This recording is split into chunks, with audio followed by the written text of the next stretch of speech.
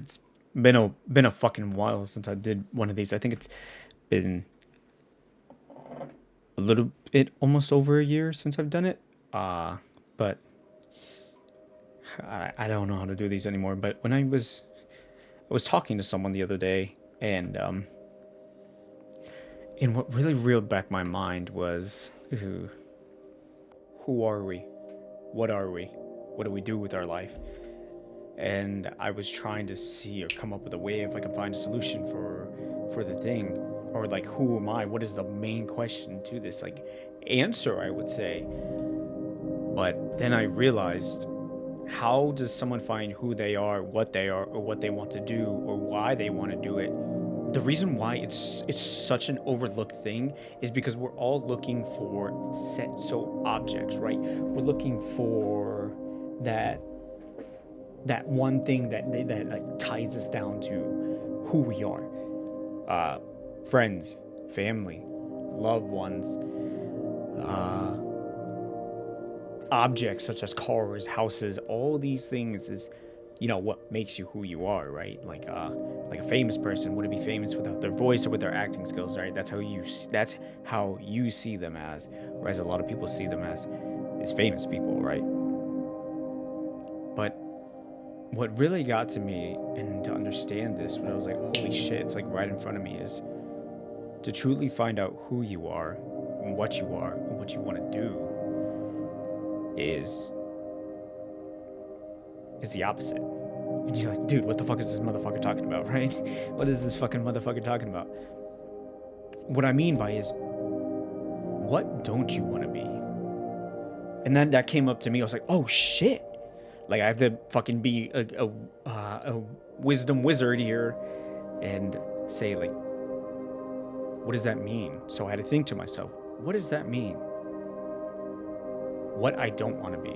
Well, I don't want to be a failure. I don't want to be a quitter. I don't want to be weak. I don't want to be dumb.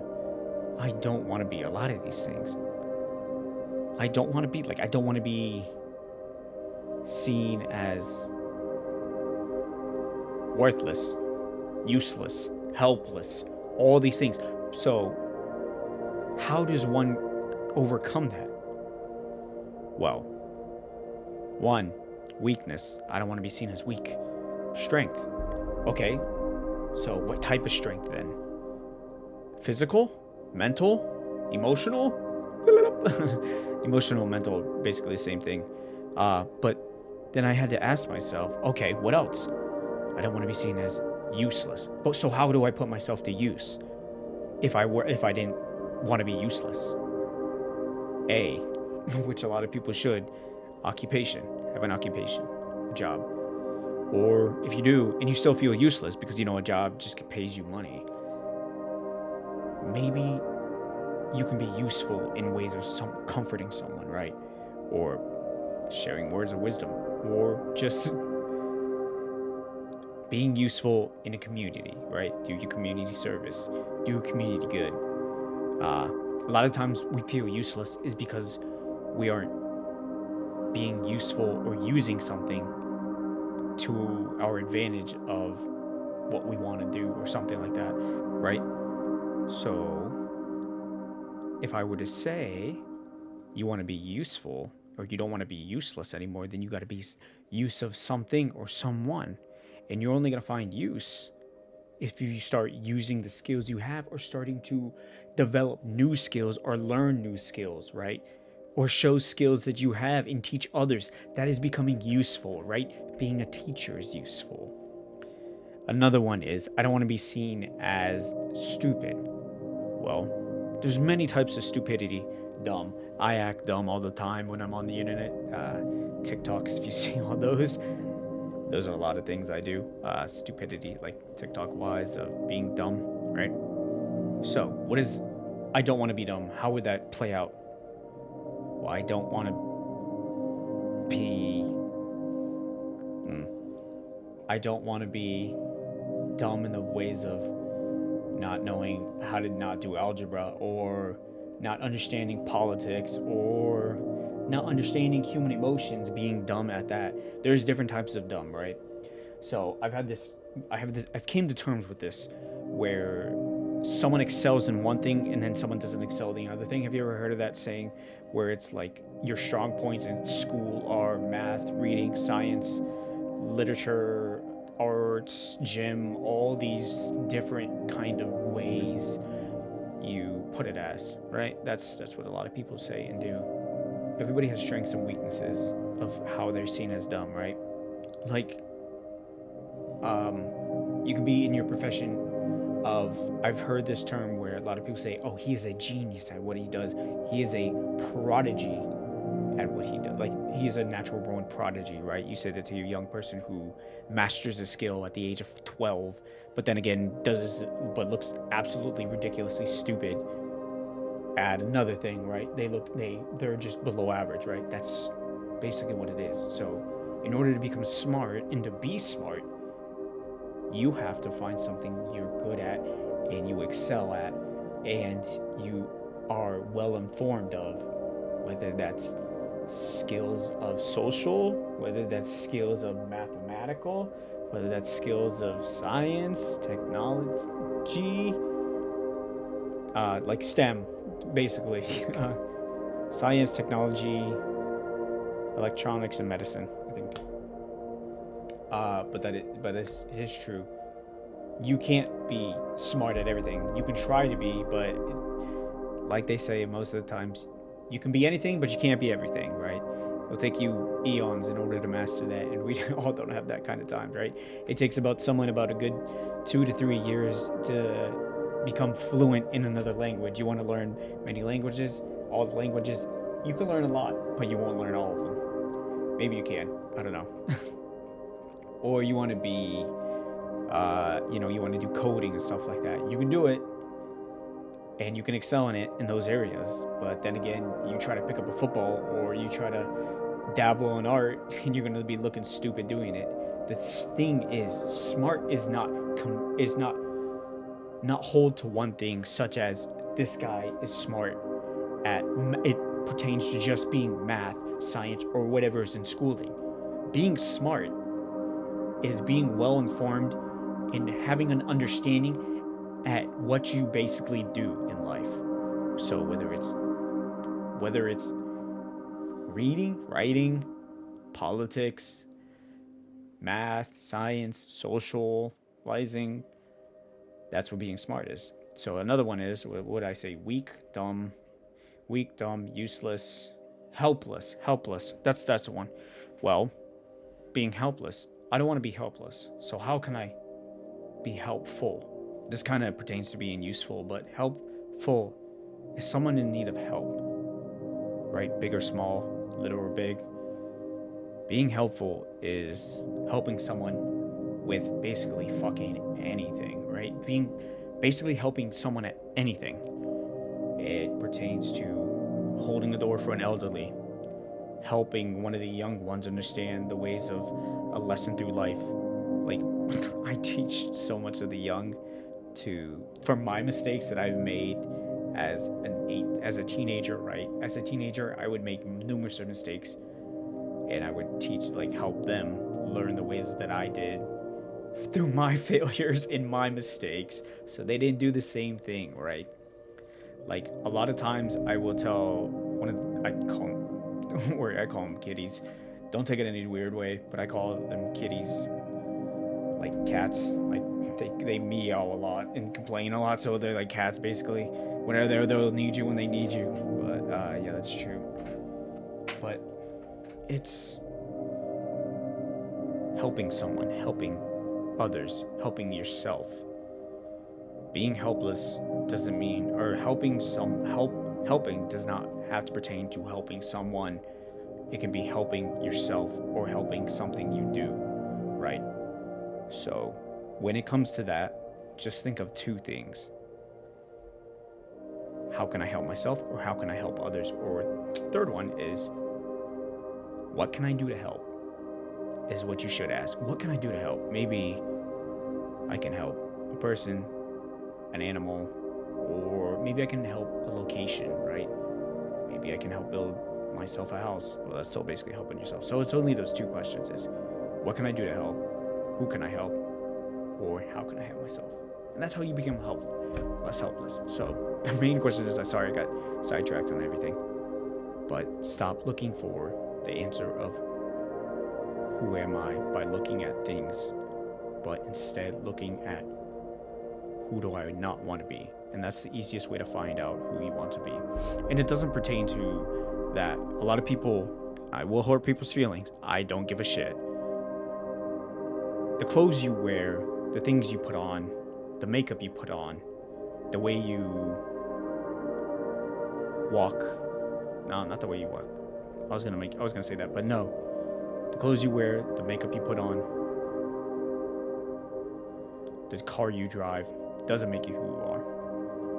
It truly doesn't. Take those things away, and I say this all the time. When you're standing in a mirror, butt naked, it's weird to say that. When you're standing in front of a mirror, butt naked, that's who you are. That's truly who you are. You can put a poor man in clothes and make him look rich, but that doesn't make him who he is.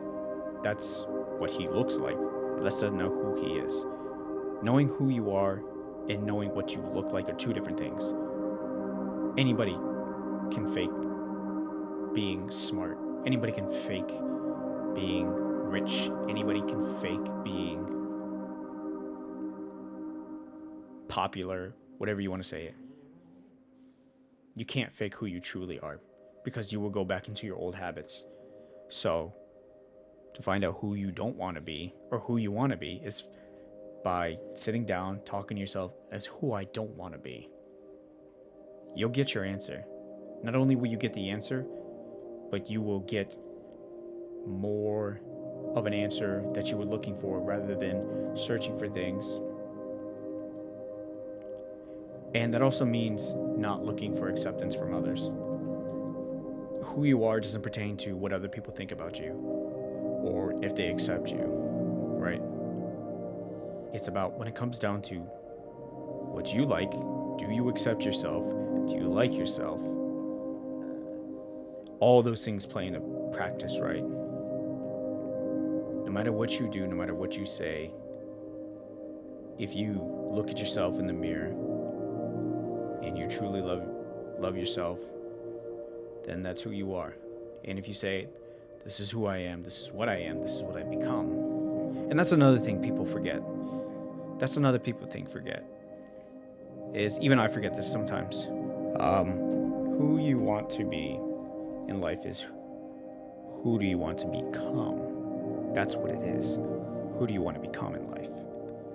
A lot of people need to understand how you get to who you want to be is, who do you want to become? And that's who you truly are. Is in that stage of who you're becoming is who you are. So when you look at things at a bigger perspective of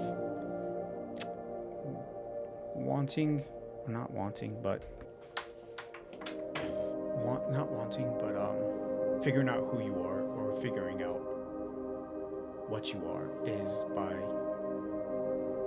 who you are is basically who are you becoming, what are you becoming? Because at the end of the day, at the end of your life, at the end of the year, basically, what you're becoming is what you are. So, the things you do, the things you say, the way you walk, that's why I watched it. The way you walk, the way you talk, the way you hold yourself is who you're becoming. And that is very true. So, if I say this, right? If I say in the lines of this, I want to become someone who is a fitness influencer, who influences others to work out, right? How do I become an influencer? Well, I have to become an influencer. Someone who speaks fitness, right? Exercise, all these things. So, how do I do it? Who do I have to become in order to do that? Well, I gotta exercise. I have to show my exercise, show what exercises work, show doing the exercise the right way. And that's primarily what I'm becoming. And who I am, too. Someone who speaks about fitness influence or someone who speaks about this, right? Maybe I want to become a wiser person. Well, how do I become wiser? By using or experience in life, by gaining knowledge, by understanding, by communication, and reeling in information. That's what it means in order to kind of be who you are or become who you are. I got sidetracked. But that's how you find out who you are, is what you don't want to be and what are you becoming now. Like right now is who are you becoming right now. When you see your steps, you see the habits, you see all these things that align, the things you eat, the food that you drink, the things you eat, the food that you drink, the stuff, the liquids you drink is who you're becoming.